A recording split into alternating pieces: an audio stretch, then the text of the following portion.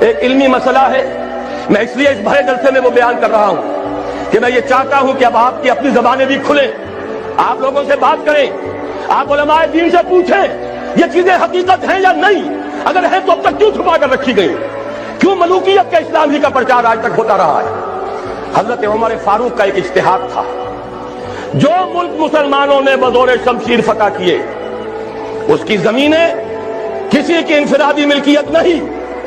مسلمانوں کی اجتماعی ملکیت، یہ مسلمانوں کے لیے وقف، مسلمان نہ صرف اس وقت کے مسلمان، آنے والے مسلمانوں کے لیے بھی وقف، ان کی بہبود، مجموعی بہبود کے لیے خرچ ہوگا۔